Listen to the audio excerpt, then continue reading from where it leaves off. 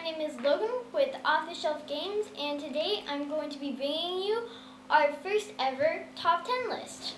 Here, as you can see, I am joined by Katara, and we're going to be going over some of our top 10 two-player games.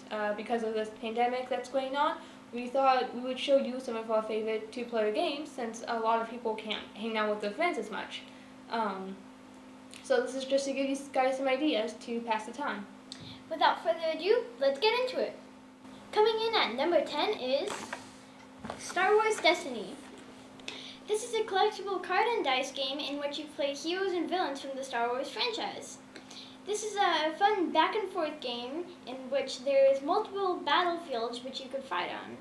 And the different cards that you have connect to different dice, so you can use them to attack better and defend better.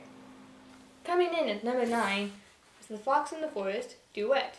This little two-player game is essentially a trick-taking game where players are working together to try and get all the gems off of the board. Certain cards will have certain special abilities that will help the players collaborate together and get all the gems.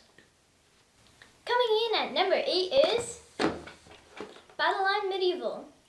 Battleline Medieval is a head-to-head card game where players are trying to get either 5 of the 9 battlefields or 3 adjacent battlefields. They do this by playing different cards with different numerical values, and they can also use special powers to help their chances. Coming in at number 7 is Chessboard. This is a set collection hand management game with super simple rules. You'd either buy cards or sell cards. You do this to collect different goods, which is how you win the game. Coming in at number 6 is The Fox in the Forest. This is the competitive version of The Fox in the Forest Duet, and much like The Fox in the Forest Duet, this is a trick-taking game, and the special ability cards are odd-numbered. These cards can help you win the game. Coming in at number 5 is Patchwork. This is a two-player game in which you collect different tiles while sustaining a reasonable amount of time left to finish your quilt, and it's much like Tetris in the sense that you have to fit together certain tiles in order to get the most points and eventually win the game. Coming in at number 4 is Nagaraja.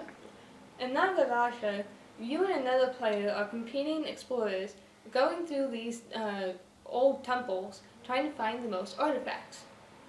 You do this by throwing fate sticks, which is a unique mechanic and you don't see it a lot in other games. Coming in at number 3 is Arkham Horror, the card game. Arkham Horror is a story-driven living card game where players take on the roles of investigators in the Cthulhu universe. The story is really compelling and we highly recommend it.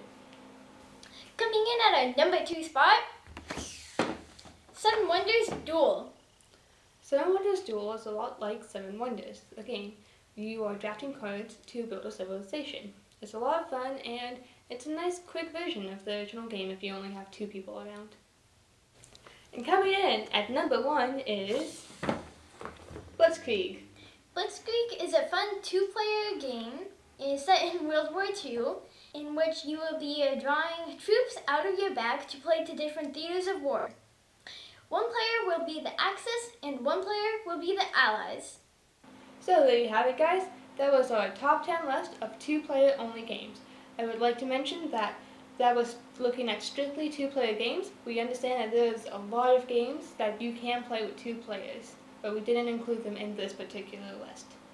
We are also going to be having a tournament with the Off the Shelf family with some of these games.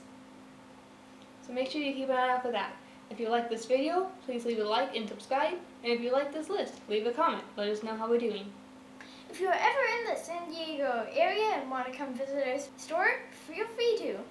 Off the Shelf Games, signing off.